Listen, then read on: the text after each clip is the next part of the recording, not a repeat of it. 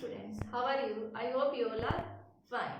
Students, in our yesterday's class, we finished our some properties of almost all of the properties of D block elements. ठीक है, तो जो हमने अभी तक पढ़ा उसका मैं एक जनरल कैरेक्टरिस्टिक्स आपको बता रही हूँ कि हमने क्या क्या पढ़ा या जनरल ये जो आपके ट्रांजिशन एलिमेंट है कौन से जनरल प्रॉपर्टीज शो करते हैं। तो देखो सबसे पहले हमने क्या बोला था, अगर मैं प्रॉपर्टीज की बात करूं तो आपके जो डी ब्लॉक एलिमेंट्स है ये क्या सारे मोस्ट ऑफ ये सारे क्या है मेटल्स हैं और सारी कौन सी प्रॉपर्टी शो करते हैं, मेटालिक प्रॉपर्टी शो करते हैं एक्सेप्ट मरकरी। भाई मरकरी का आपको पता है वो क्या है, लिक्विड है, और other than this all except mercury लिख सकते हो आप यहाँ पे एक्सेप्ट मरकरी ऑल टीएम। मैंने ट्रांजिशन मेटल्स को शॉर्ट में लिख दिया, transition metals show all metallic property. ठीक है,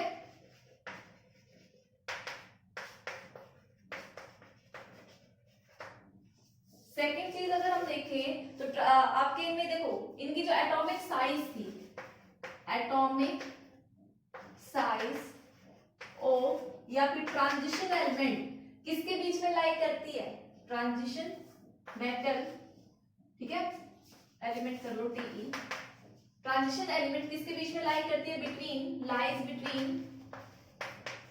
S block and P block. भाई एस ब्लॉक से छोटी होगी लेकिन पी ब्लॉक से क्या होंगी, इनकी एटॉमिक साइज बड़ी होगी। ठीक है, इन दोनों के बीच का ये डी ब्लॉक ट्रांजिशन स्टेट है। ठीक है, नेक्स्ट प्रॉपर्टी अगर मैं जनरल प्रॉपर्टी देखो डी ब्लॉक की तो ये क्या शो करते हैं, variable oxidation state, variable oxidation state ये भी देखा था। फोर्थ इनका कैरेक्टर कैसा है, these are electropositive in nature, electropositive character है। फिफ्थ अगर आप देखो तो हमने पढ़ा था कि ये कौन सी प्रॉपर्टी शो करते हैं, दे show most of D block element show catalytic property, catalytic property. Six, इन्हीं में से most of the D block element कौन सी प्रॉपर्टी शो करते हैं, कैटालिटिक के साथ साथ कलर वाली प्रॉपर्टी भी शो करते हैं। मोस्ट ऑफ सभी के सभी तो नहीं करते, ये भी देखा था हमने। ठीक है, सेवंथ वन इज आप क्या बोल सकते हो, ये दे फॉर्म एलॉय, एलॉय की प्रॉपर्टी भी देखी थी, दे फॉर्म एलॉय, ALLOY, और एलॉय के साथ साथ इन्होंने क्या बनाया था, आप नंबर 8 डाल के भी लिख सकते हैं, इसी में कंटिन्यू कर दो, they form alloy and interstitial compound,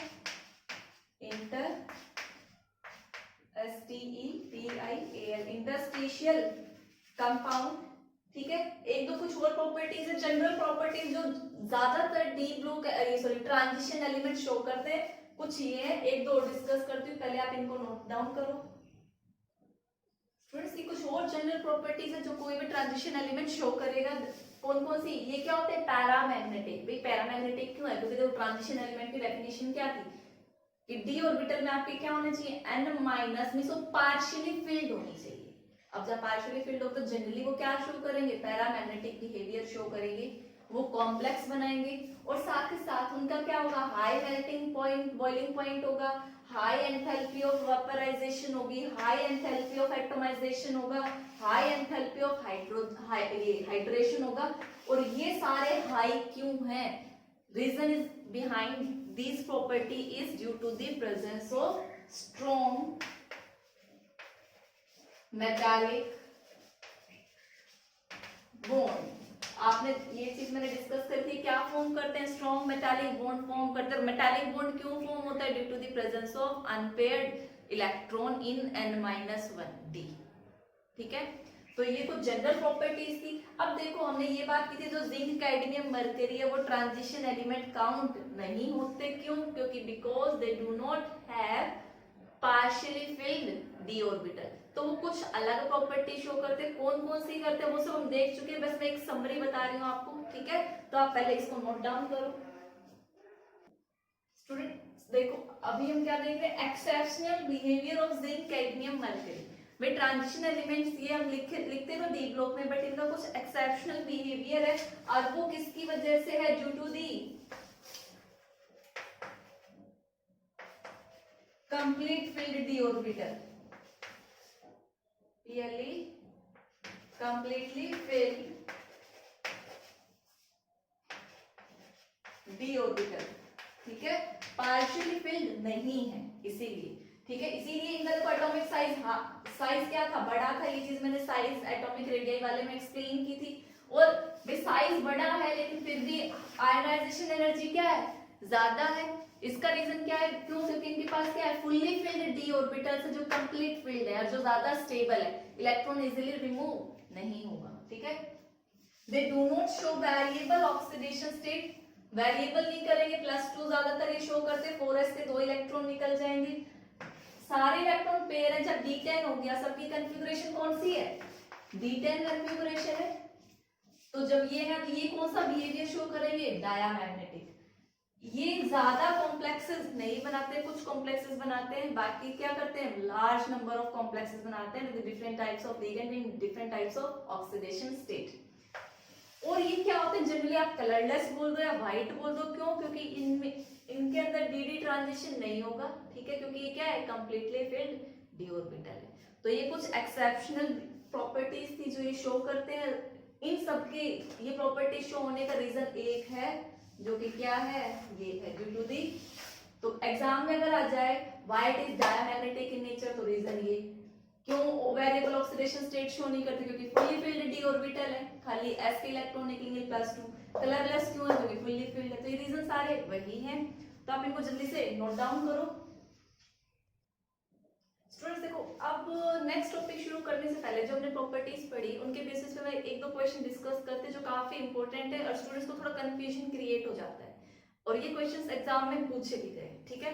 तो देखो, क्वेश्चन इज दैट कि why copper plus iron is not stable in aqueous solution. देखो भाई, कॉपर की बात करूं मैं, तो कॉपर की कॉन्फ़िगरेशन क्या होती है? 3d10 4s1।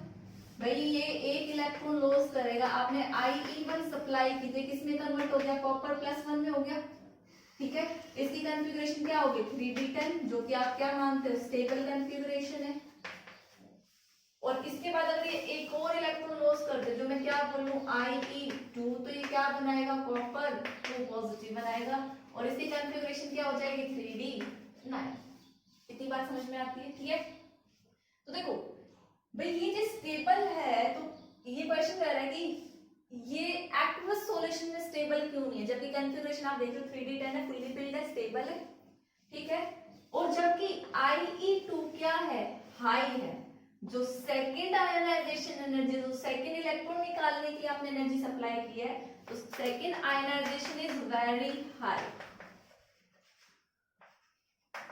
लेकिन फिर भी ये एक्वस स्टेट में कौन से स्टेट में प्रेजेंट होता है? कॉपर 2+ में होता है। तो क्या रीजन है? तो देखो, रीजन ये है कि जो आयनाइजेशन एनर्जी लार्ज है, भाई ये जो आयनाइजेशन एनर्जी है, second ionization energy is very large, ये वेरी हाई, बट जरा सोच के बताओ भाई, एक्वस सॉल्यूशन की बात हो रही है तो आप कौन सी एनर्जी की बात करोगे? हाइड्रेशन एनर्जी की बात करोगे या नहीं करोगे? अब कंपेयर करो, ये है और ये है, +1 ऑक्सीडेशन स्टेट, +2 ऑक्सीडेशन स्टेट, और आपने पढ़ा है हाइड्रेशन एनर्जी जितना छोटा होता है उसमें हाइड्रेशन एनर्जी उतनी ज्यादा रिलीज होगी, ठीक है। भाई आपको इलेक्ट्रॉन सप्लाई करने की एनर्जी तो आपने एक बार दी, बट जैसे ही ये किसके कांटेक्ट में आएगा? वाटर के कांटेक्ट में आएगा, तो लार्ज अमाउंट की हाइड्रेशन एनर्जी रिलीज करेगा। वो एनर्जी इस एनर्जी को क्या कर देगी? कंपनसेट कर देगी, ठीक है, वो बराबर हो जाएगी, इतना वो नहीं होगा। भाई एनर्जी अगर हमने लगाई ज्यादा है निकालने के लिए, तो उस रिएक्शन में एनर्जी प्रोड्यूस भी ज्यादा हो रही है, तो वो बैलेंस हो गई है, ठीक है, कंपनसेट हो गई है। इसीलिए जो आपका कॉपर प्लस है, ये क्या होता है? अनस्टेबल होता है एक्वस सॉल्यूशन में, और ये किस में चला जाता है? आपके डिस्प्रोपोर्शनेशन रिएक्शन में चला जाता है। तो you can say that although second ionization energy is very high, but the hydration energy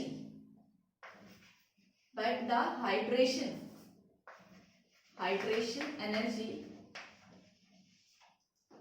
is very high for copper 2+, which compensate the high ionization energy, which compensate the high ionization energy, and copper +1 is highly unstable, ये unstable हो जाता है, and it undergo, और एक इसमें चला जाएगा disproportion reaction है, and it undergoes disproportion reaction.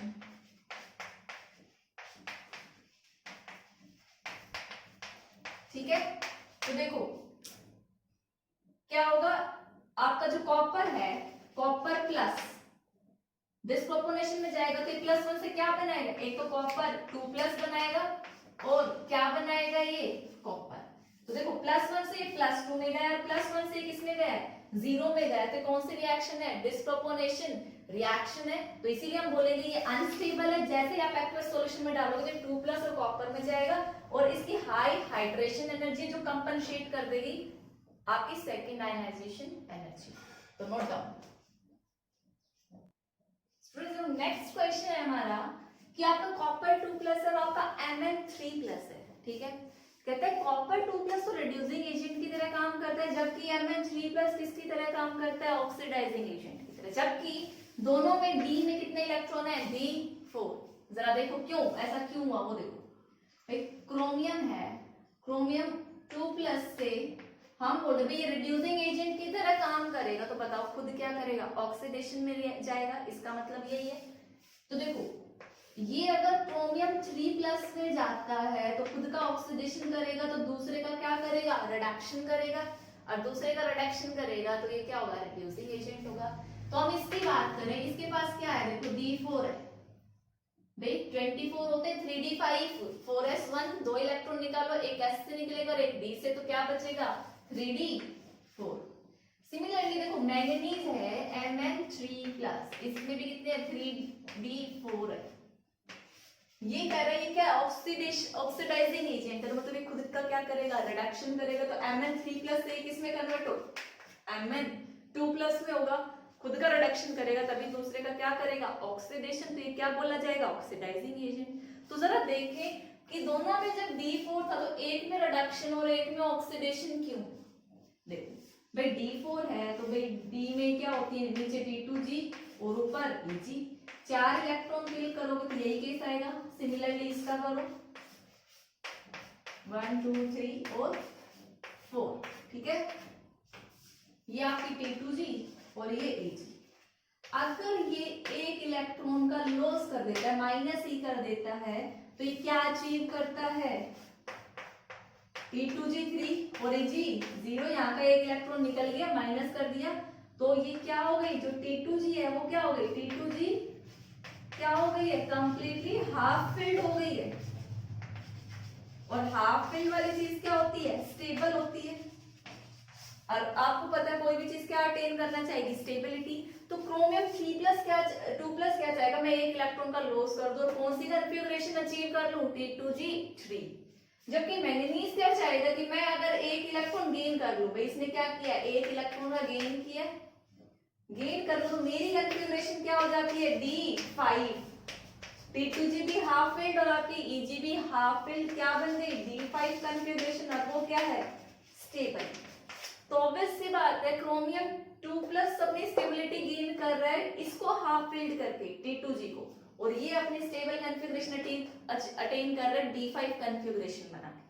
तो इसको इस प्रोसेस के लिए क्या करना पड़ा, खुद का ऑक्सीडेशन करना पड़ा, और खुद का ऑक्सीडेशन करना पड़ा तो ये क्या होगा, रिड्यूसिंग एजेंट, और इसको अपना खुद का क्या करना पड़ा, रिडक्शन। तो ये किसकी तरह काम करेगा, ऑक्सीडाइजिंग एजेंट की तरह काम करेगा। तो आप ये नोट डाउन कर सकते हो। स्टूडेंट्स हम अब डिस्कस करते हैं कंपाउंड्स ऑफ ट्रांजिशन एलिमेंट, ठीक है। सबसे पहले बात करते हैं ऑक्साइड्स की। तो जो आपके ट्रांजिशन एलिमेंट है, जो ऑक्साइड्स बनाएंगे, प्लस आपके कहां से बनाएंगे, +1 ऑक्सीडेशन स्टेट से +7 ऑक्सीडेशन स्टेट तक आपके ऑक्साइड्स बना सकते हैं। और जो मैक्सिमम ऑक्सीडेशन स्टेट होगी जो ये बनाते हो कौन सी होती है आपकी +7 से ज्यादा नहीं होती। तो देखो यही मैं डिस्कस कर रही हूँ, जैसे मैंगनीज के ऑक्साइड्स लिए आपको पता है ऑक्सीडेशन स्टेट्स में वेरिएबल ऑक्सीडेशन स्टेट है मैग्नीशियम +2 जितनी भी है एग्जांपल मैंने लिख दी है। अब ऑक्सीडेशन स्टेट आपको इजीली कैलकुलेट करना आता है, ऑक्सीजन पे -2 जितने मैंगनीज है उसके हिसाब से अपने ऑक्सीडेशन स्टेट कैलकुलेट करो, प्रैक्टिस करो, बहुत प्रैक्टिस हमने ऑलरेडी प्रीवियस पी ब्लॉक में की है। तो देखो मैंगनीज है यहाँ पे कितनी ऑक्सीडेशन स्टेट होगी +2, इसमें +8/3 3 4 और 7, ठीक है, मतलब ये 2 पॉइंट समथिंग कुछ होगी, ठीक है। तो देखो पहला करेक्टर हम एक्सप्लेन कर रहे हैं ऑक्साइड्स का आयोनिक करेक्टर, ठीक है। अब ये बताओ आयोनिक करेक्टर आप कैसे एक्सप्लेन करोगे। देखो जब आप इधर से इधर जा रहे हो तो क्या हो रहा है, oxidation state of metal atom increase हो रही है, मेटल एटम इंक्रीज। अब देखो आयनिक करेक्टर का आ गया तो हमें देखना है कि किधर डिक्रीज हो रहा है, मतलब इनमें से कौन आयनिक है और कौन आयनिक नहीं है, मतलब कौन आयनिक है कौन कोवलेंट। आप बेसिकली ये बोल दो आप आयनिक करेक्टर बता रहे हैं या आप कोवलेंट करेक्टर बता रहे हैं। तो जरा देखो जो नेगेटिव पार्ट है वो सब में कांस्टेंट है और जो सेंट्रल मेटल एटम है उसकी ऑक्सीडेशन स्टेट क्या हो रही है, चेंज हो रही है। तो आप जरा याद करो फजांस रूल तो कोवलेंट करेक्टर के लिए, तो हम कोवलेंट को चेक कर लेते तो आयनिक अपने आप एक्सप्लेन कर देंगे। फजांस रूल क्या कहता है कि एनायन का साइज तो बड़ा होना चाहिए, तो यहाँ पे ऑक्साइड तो है ही, और कैटायन का साइज अब ऑक्सीजन से तो हम नहीं बता सकते, लेकिन कैटायन क्या कर रहा है अपनी ऑक्सीडेशन स्टेट बढ़ा रहा है, प्लस में भी मेटल है पॉजिटिव आएगी, और जितना ज्यादा पॉजिटिव होता है उसका साइज उतना ही छोटा होता है। तो कैटायन जितना ज्यादा छोटा होगा वो नेगेटिव वाले को उतना ही अट्रैक्ट करेगा। और कौन सा कंसेप्ट आएगा आपका, ओवरलैपिंग का आएगा, ओवरलैपिंग आया तो कौन सा करेक्टर होगा, कोवलेंट। मतलब सेंट्रल मेटल एटम की जितनी हायर ऑक्सीडेशन स्टेट होगी उतना ही क्या होगा आपका कोवलेंट करेक्टर ज्यादा होगा। तो इधर जब ऑक्सीडेशन स्टेट बढ़ गई तो आप क्या बोलोगे, यहां से यहां क्या बोल सकते हो, covalent character increase, covalent character increase, या फिर क्या बोल दो और आयोनिक करेक्टर डिक्रीज, आपकी मर्जी है, ठीक है। तो ये था ऑक्साइड से आयनिक या कोवलेंट कैरेक्टर के बारे में, नोट डाउन करो स्टूडेंट्स। अब हम ऑक्साइड्स के एसिडिक और बेसिक कैरेक्टर की बात करते हैं, तो ठीक है। तो देखो ये याद रखना कि जो लोअर ऑक्सीडेशन स्टेट है, लोअर ऑक्सीडेशन स्टेट वाले क्या होंगे आपके बेसिक, और हायर ऑक्सीडेशन स्टेट वाले क्या होंगे आपके, हायर ऑक्सीडेशन स्टेट वाले होते हैं एसिडिक। तो सोचने वाली बात है, आप जब इधर से इधर जा रहे हो तो ये देखो हायर ऑक्सीडेशन स्टेट आ रही है प्लस, अब देखो इसके पास इलेक्ट्रॉन की कमी है, +7 ऑक्सीडेशन स्टेट में, वैसे सोच कर देखना अब ये इलेक्ट्रॉन और लॉस करना चाहेगा या गेन करना चाहेगा, ऑब्वियसली बात है गेन करना चाहेगा। और जो चीज इलेक्ट्रॉन गेन करती है वो क्या होती है, एसिड या बेस, गेन करने वाली क्या होती है एसिड, और इलेक्ट्रॉन डोनेट करने वाली क्या होती है बेसिक। तो ये किसी को और डोनेट तो कर नहीं सकता, ये अपनी मैक्सिमम ऑक्सीडेशन स्टेट में +7 कोई इलेक्ट्रॉन नहीं, ये एक्सेप्ट कर सकता है, एक्सेप्ट करेगा तो कौन सा कैरेक्टर आएगा, बेसिक कैरेक्टर, ठीक है। और यही चीज मैंने आपको यहाँ पे लिखी इन शॉर्ट। तो ये आपके बेसिक होता है, ये तीन आपके क्या होते हैं, एम्फोटेरिक होता है, और ये आपका क्या होता है एसिडिक। एक सेकेंड बेटा उल्टा लिख दिया मैंने, यहाँ पे क्या आएगा बेसिक, समझाया सही था, गलत दिया एसिडिक। मैं यही बताया था हायर ऑक्सीडेशन स्टेट में लॉस तो करेगा नहीं, गेन करेगा, गेन ऑफ इलेक्ट्रॉन हमने पढ़ा था एसिडिक और बेसिक कैरेक्टर एक्सप्लेन करने के। जो गेन करता है इलेक्ट्रॉन वो क्या होगा, इलेक्ट्रॉन डेफिशिएंट स्पीशीज, तो क्या होगा एसिड की तरह काम करेगा, एज कंपेयर्ड वो क्या होगा आपका बेसिक, ठीक है, note down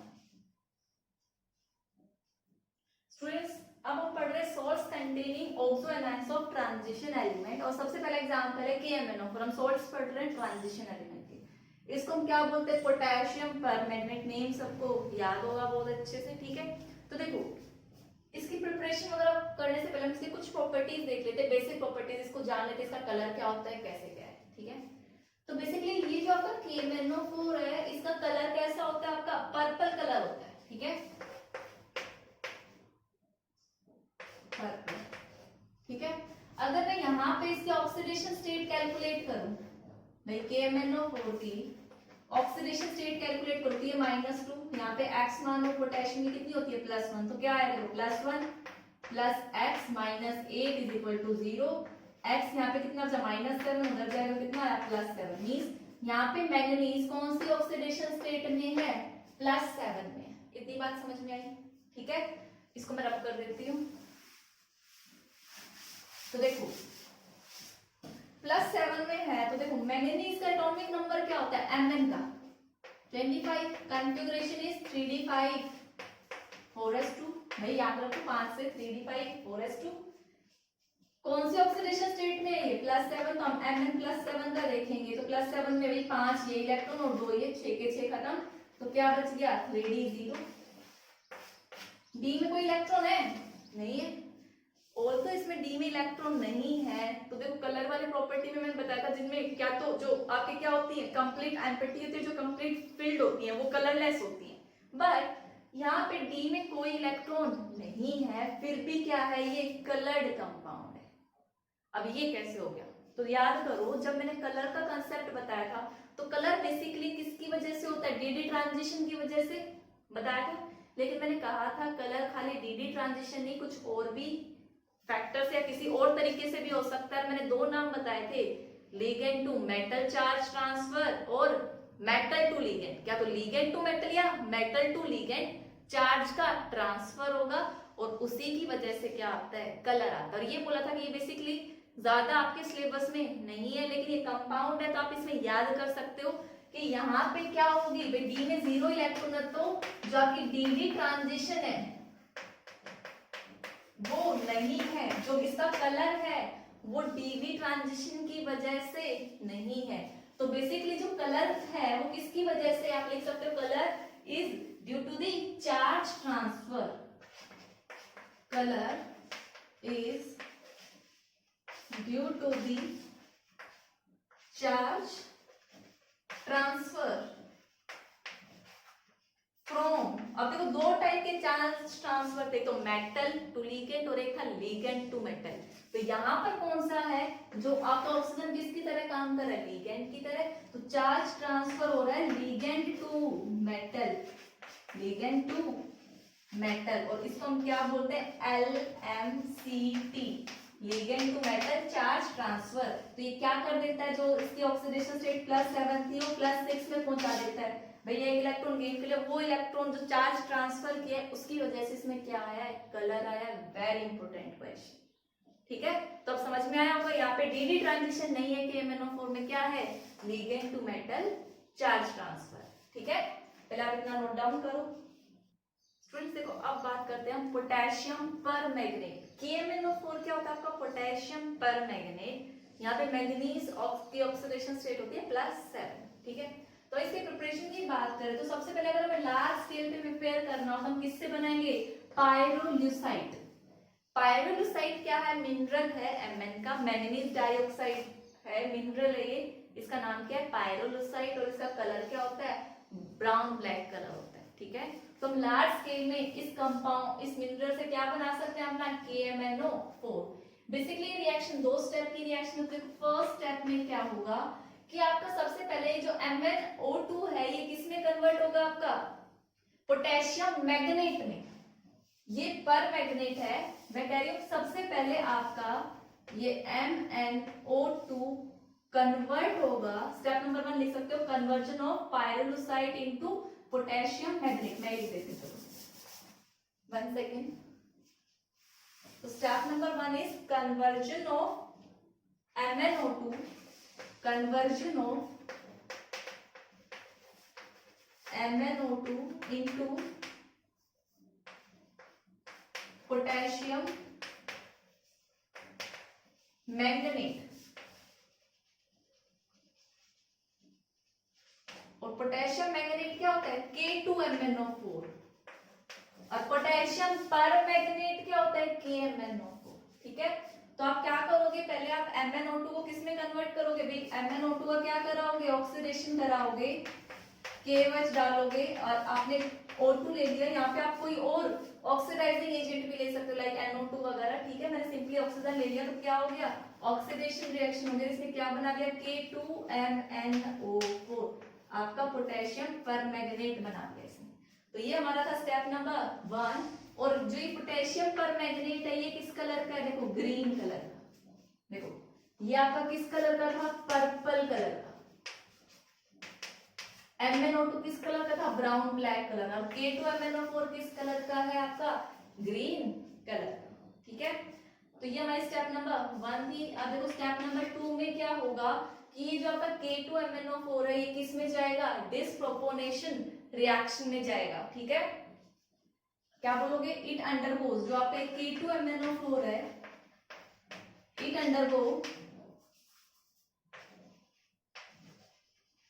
undergoes disproportionation reaction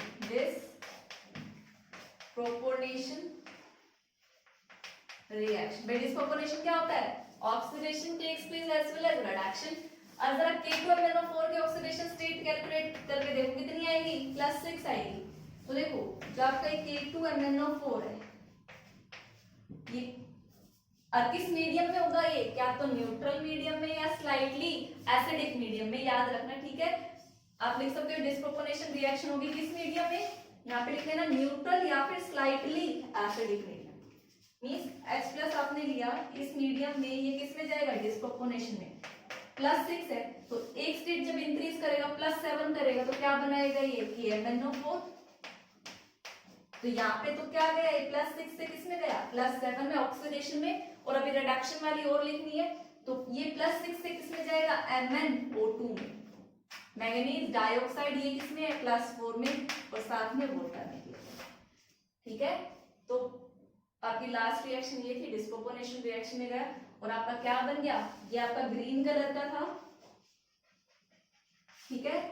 इसने क्या बनाया, ये पर्पल कलर का बनाया, PUR, और ये MnO2 का कलर क्या होता है, ब्राउन ब्लैक। तो आप लिख सकते हो ब्राउन ब्लैक, मैंने BP लिख दिया। तो ये थी overall preparation of potassium permanganate, note down. Students अगर हमें यही चीज अगर लैब में बनानी हो KMnO4 तो हम किससे बनाएंगे, आपके पर-ऑक्सो डाइसल्फेट से बनाएंगे, ठीक है। पर-ऑक्सो डाइसल्फेट क्या होता है, आपने पढ़ा होगा क्लास 11th में भी, और ये P ब्लॉक में भी पढ़ाया मैंने, H2S2OA, ठीक है, पढ़ाया था, ठीक है। इसको हम क्या बोलते हैं, मार्शल्स एसिड भी बोलते हैं, मार्शल्स एसिड। तो देखो H2 भाई मैंने एनायन वाला पार्ट ले लिया, एसिड है, H+2 रिलीज कर दे तो क्या बनेगा, SO8 2-। Mn2+ इसके साथ रिएक्ट करेगा तो आपको क्या दे देगा, MnO4 नेगेटिव। बेसिकली क्या है भाई, पोटेशियम इसके साथ आएगा तो क्या बन जाएगा, KMnO4 प्लस, एक माइनस है तो एक प्लस आएगा K, ठीक है। तो ये क्या है आपका KMnO4 ही। तो आप लैब में इस तरीके से प्रिपेयर कर सकते हैं। आप ये नोट डाउन करो, फिर हम इसके डिस्कस करते हैं केमिकल प्रॉपर्टीज। देखो जो KMnO4 है ये आपका वैसे स्लाइटली इनसॉल्युबल होता है या स्लाइटली सॉल्युबल होता है, कंप्लीटली सॉल्युबल नहीं होता वाटर में, और अगर आप पानी को गर्म कर दोगे, हॉट कर दोगे तो सॉल्युबल हो जाएगा। तो ये प्रॉपर्टी ये भी है। नेक्स्ट प्रॉपर्टी क्या है आपकी, it is powerful oxidizing agent, ठीक है। पावरफुल देखो ऑक्सीडाइजिंग एजेंट क्यों है, क्योंकि ये खुद का क्या कराएगा, रिडक्शन कराएगा। अब देखो क्या इसमें ये रिडक्शन में क्यों गया, ये ऑक्सीडेशन में क्यों नहीं गया, देखो भी KMnO4 है, ये कौन सी ऑक्सीडेशन स्टेट में है, +7 में, जो कि कितनी है, हाईएस्ट ऑक्सीडेशन स्टेट है। क्या ये इससे ज्यादा ऑक्सीडेशन स्टेट बढ़ा सकता है, अगर ये बढ़ा सकता होता, हायर में जाता तो क्या होता, ऑक्सीडेशन होता, लेकिन इससे ज्यादा ऑक्सीडेशन स्टेट पॉसिबल नहीं है। तो ये किस में जाएगा, ये सिर्फ और सिर्फ किस में जाएगा, रिडक्शन में जाएगा। ये अपनी ऑक्सीडेशन स्टेट को +7 से डिक्रीज कर सकता है, तो रिडक्शन में जाएगा तो ये खुद किसकी तरह काम करेगा, ऑक्सीडाइजिंग एजेंट की तरह काम करेगा। तो समझ में आ गया इसका बिहेवियर कैसा है, ऑक्सीडाइजिंग एजेंट की तरह काम करेगा। तो इसके हम कुछ जनरल रिएक्शंस देखते हैं, ठीक है। तो पहले आप ये देखो, फिर मैं रिएक्शन डिस्कस करती हूँ। स्टूडेंट्स देखो इसका बिहेवियर तो हमने देख लिया, ये ऑक्सीडेशन कराएगा, खुद दूसरे का ऑक्सीडेशन कराएगा, खुद रिडक्शन में जाएगा, लेकिन खुद का रिडक्शन में वो कहां तक जाएगा डिपेंड करेगा, ठीक है।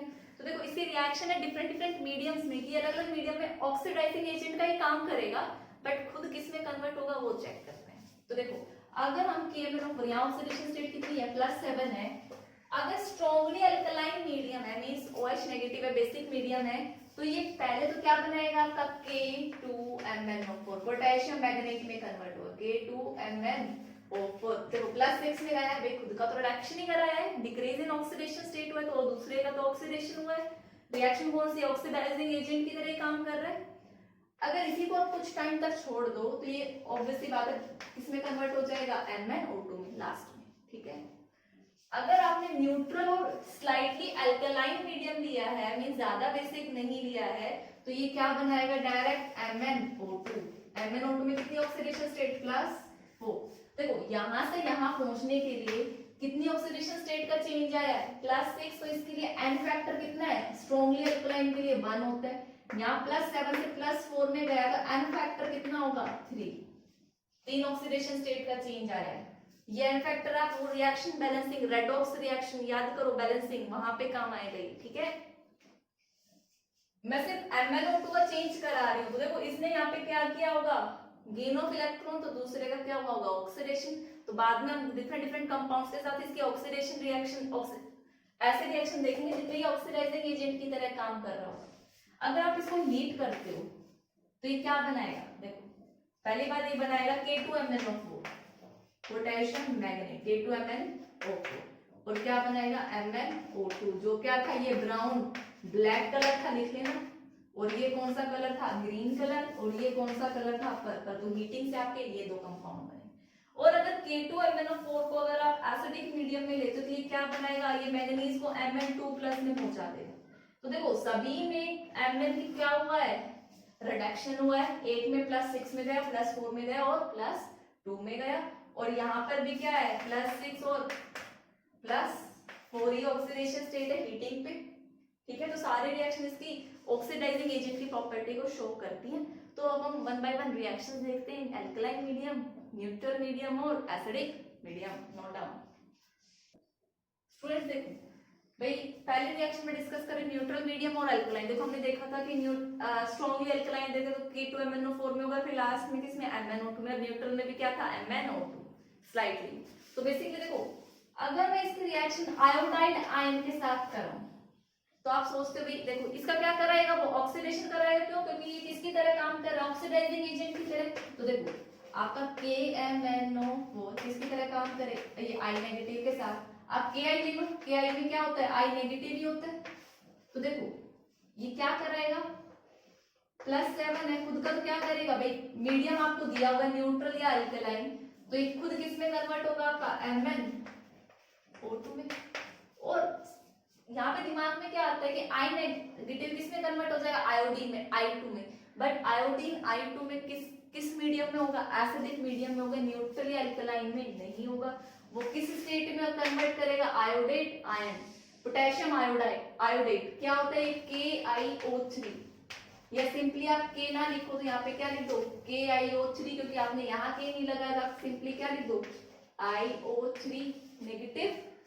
अगर यहाँ ऑक्सीडेशन कैलकुलेट करके देखोगे तो देखो यहाँ पे क्या आएगा -2, तो कितना आएगा -6 किसके बराबर -1 के, तो इधर जाएगा तो यहाँ पे आयोडीन कौन सी ऑक्सीडेशन स्टेट में +5, -1 से कहाँ गया +5, तो ऑक्सीडेशन ही हुआ है, तो इसने किसकी तरह काम किया है ऑक्सीडाइजिंग एजेंट की तरह काम किया। और मीडियम आपको दिया हुआ है स्लाइटली अल्कलाइन है या न्यूट्रल मीडियम है, ठीक है। तो आप इसको बैलेंस कर सकते हो। अब देखो बैलेंसिंग पार्ट में अभी आज के लेक्चर में लास्ट में डिस्कस करूंगी, रेडॉक्स रिएक्शन ऑक्सीडेशन भी हो रहा है रिडक्शन भी हो रहा है, ये रिडक्शन रिएक्शन में जा रहा है ये ऑक्सीडेशन में। तो रेडॉक्स रिएक्शन की बैलेंसिंग आपने क्लास 11th में बहुत अच्छे से की थी, तो आपको मैंने रिएक्शन बता दी है। मीडियम आपको दिया हुआ है, भाई दो टाइप से बैलेंसिंग होती थी एसिडिक मीडियम या बेसिक मीडियम, तो उसी के अकॉर्डिंग आप रिएक्शन को बैलेंस कर सकते हो। देखो स्टूडेंट ये भी आपकी अल्कलाइन मीडियम की रिएक्शन है, तो ये देखो अगर आप थायोसल्फेट क्या होता है H2O3 2- होता है, इसको ये किसमें कन्वर्ट करेगा सल्फेट आयन में कन्वर्ट करेगा, इसका ऑक्सीडेशन करा रहा है, आप ऑक्सीडेशन चेक कर सकते हो, ठीक है। तो देखो आपने क्या लिया MnO4 नेगेटिव लिया, भाई KMnO4 था मैंने सिंपली आयन की फॉर्म में लिख दिया MnO4 नेगेटिव, और आपने क्या लिया थायोसल्फेट H2O3 2-, तो ये खुद किस में जाएगा, तो अल्कलाइन मीडियम में खुद कन्वर्ट होगा MnO2 में, और इसको किस में कन्वर्ट करेगा, सल्फेट में। मीडियम कैसा है, बेसिक मीडियम है। तो देखो रेडॉक्स रिएक्शन की बैलेंसिंग से आप खुद पहचान सकते हैं ना, OH किधर आएगा, कितने H2O आएंगे। इस रिएक्शन में मैंने OH और ये बेसिक मीडियम में हो रही है, मैंने OH और H2O बैलेंस नहीं किया है। जब आप इसको बैलेंस करोगे, खुद ट्राई करना, इसके आगे आपको क्या मिलेगा, 8 मिलेगा, H2O3 के आगे आपको 3 मिलेगा, और आपको यहाँ पे क्या मिलेगा, 8 मिलेगा, और एस सल्फेट के आगे क्या मिलेगा, 6, और साथ में क्या मिलेंगे, 2OH नेगेटिव। ये कंप्लीट बैलेंस्ड रिएक्शन मैंने लिख दी है। एक एग्जांपल में प्रैक्टिस कराऊंगी at the end of this lecture, तो आप पहले इसको कॉपी करो। स्टूडेंट्स देखो, अब हम KMnO4 की रिएक्शन एसिडिक मीडियम में पढ़ रहे थे। वो काम तो वही रहेगा ऑक्सीडेशन कराने का, बस मीडियम चेंज हो गया। और मैंने क्या बताया था, जब एसिडिक मीडियम होता है, एसिडिक मीडियम में क्या करता है, 5 इलेक्ट्रॉन गेन कर लेता है, कौन सी स्टेज में कन्वर्ट हो जाता है, Mn2+ में कन्वर्ट हो जाता है, ये याद रखना है। एल्कलाइन मीडियम में क्या था आपका, MnO2 +4 में था, यहाँ पे कितने हैं ये आपके +2 में, ये डिफरेंस है। ठीक है, तो देखो पहली रिएक्शन, ये H2S को ऑक्सीडाइज करेगा सल्फर में। यहाँ पे इसकी ऑक्सीडेशन स्टेट कैलकुलेट करके देखो, सल्फर की कितनी है, -2, यहाँ कितनी है, 0।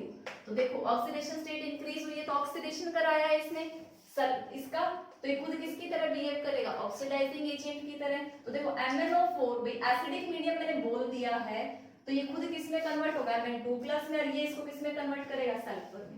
अब ये कितने H2 आते हैं, कितने ये आप लेते हो, ये आपने रेडॉक्स रिएक्शन में, बार बार बोल रही, रेडॉक्स रिएक्शन का चैप्टर था बैलेंसिंग में, उसमें आपने देखा था। तो आप खुद से एक बार बैलेंस करके देखना कि क्या आता है। ठीक है, नेक्स्ट वाला जैसे ऑक्सैलिक एसिड है, उसको ऑक्सीडाइज करेगा आपका CO2 में। सिमिलरली रिएक्शन सेम, ये खुद Mn2 में कन्वर्ट होगा, इसको CO2 में कन्वर्ट करेगा। कितने H2O कितने H+, यहाँ मैंने मेंशन नहीं किया है, तो ये रिएक्शन आप खुद से बैलेंस करोगे। It oxidise Fe2+ to Fe3, भाई इसको 2+ से कहां पहुंचा रहा है, 3+ में, खुद किस में कन्वर्ट होगा, ये 2+ में, और Fe2+ को किस में कर रहा है, Fe3+ में।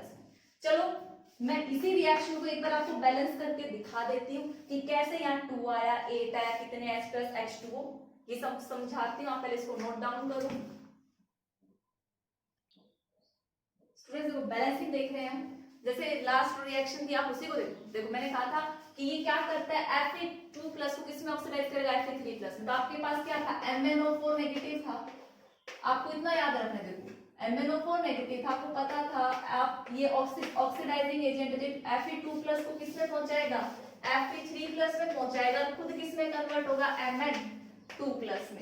और रिएक्शन थी ये कौन से मीडियम की, एसिडिक मीडियम की। मींस जो भी आप चार्ज बैलेंस करोगे वो किससे करोगे, एसिडिक है तो H+ से करोगे, बेसिक होता है तो किससे बैलेंस करते हो, चार्ज OH नेगेटिव से। ये डिफरेंस है। देखो तो मैं यूज कर रही हूँ आपका ऑक्सीडेशन रिडक्शन हाफ मेथड। तो सबसे पहले देखो इसमें कितनी ऑक्सीडेशन स्टेट है, +7, वहां कितनी है, +2। तो यहाँ पे क्या हुआ है आपका रिडक्शन, ठीक है, और यहाँ पे क्या हुआ है, ऑक्सीडेशन। सबसे स्टेप नंबर 1 यही है, identify the oxidation half and reduction half. तो आपका ऑक्सीडेशन हाफ कौन सा है, ऑक्सीडेशन हाफ से आपका Fe2 positive convert into Fe3 positive, ठीक है। और आपका रिडक्शन हाफ कौन सा है,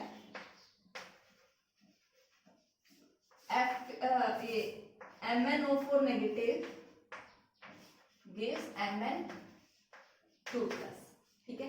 अब आप इन ऑक्सीडेशन और रिडक्शन आपको बैलेंस करो अलग अलग, अदर देन ऑक्सीजन एटम, ठीक है। तो देखो सबसे पहले तो यहाँ पे एक Fe है, एक Fe है, ठीक है। अब चार्ज बैलेंस करो, यहाँ 2+ चार्ज है या 3+ चार्ज है, किधर इलेक्ट्रॉन की कमी है, देखो इसमें 2 इलेक्ट्रॉन लॉस की, इसमें 3 इलेक्ट्रॉन लॉस की। आपको इलेक्ट्रॉन ऐड करने हैं, भाई कमी किधर है, इधर की तरफ कितने इलेक्ट्रॉन थे, एक, तो आपने यहाँ पे क्या कर दिया, एक इलेक्ट्रॉन ऐड कर दिया।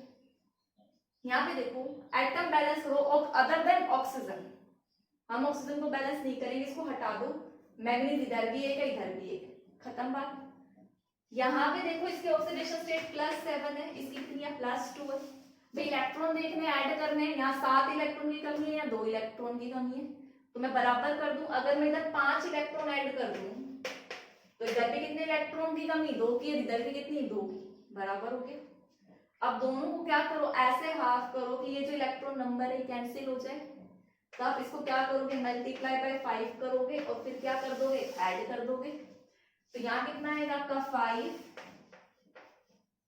2 positive, MnO4 negative gives Fe 3 positive plus Mn2 positive. इतना काम कर लिया, ठीक है। अब हम ऑक्सीजन, देखो एसिडिक मीडियम की बात करें तो हम पहले क्या करेंगे, हम अपना चार्ज बैलेंस करेंगे। तो अब आप चार्ज देखो भाई, Fe के ऊपर कितना है 2 प्लस है और कितने Fe है 5, तो टोटल कितना हो गया इधर प्लस 10 हो गया। यहाँ देखो इस MnO4 के ऊपर कितना चार्ज है, 1 माइनस है। इस पूरे Fe के ऊपर कितना चार्ज है, हम इसकी ऑक्सीडेशन स्टेट नहीं लेंगे, हम इस कॉम्प्लेक्स पे चार्ज देख रहे हैं, ठीक है। इस पे कितना है भाई, ये कितने Fe थे, 5 से मल्टीप्लाई किया तो 5 आएगा। एक Fe में 3 है, 5 पे कितने होंगे +3 और एक Mn पे कितना है +2। तो देखो ओवरऑल इधर +10 -1 कितना बच गया, इधर की तरफ है आपका +9 और इधर कितना है आपका 15 + 2 कितना है ओवरऑल +17। तो देखो आपको 9 और 17 को बैलेंस करना है, ठीक है। तो इस 9 को H, देखो इधर H प्लस डालोगे तो पॉजिटिव चार्ज इंक्रीज होता जाएगा, इसके बराबर नहीं आएगा। लेकिन आप इधर H प्लस डाल के इस 9 को कहां पहुंचा सकते हो 17 तक। कितने, तो आप इधर कितने ऐड करोगे 8 H प्लस करोगे तो देखो हाइड्रोजन पे 8 प्लस है, टोटल 8 आ गए, 19 में 8 ऐड करो 17 मींस इधर भी 17 चार्ज है और इधर भी 17 चार्ज है, ठीक है। तो आपने चार्ज बैलेंस कर लिया बाय एडिंग हाइड्रोजन। अब लास्ट में हमारे देखो सारे atom other than oxygen balance है, सारा चार्ज बैलेंस है। अब हम H2O ऑक्सीजन को बैलेंस करेंगे बाय एडिंग वाटर मॉलिक्यूल।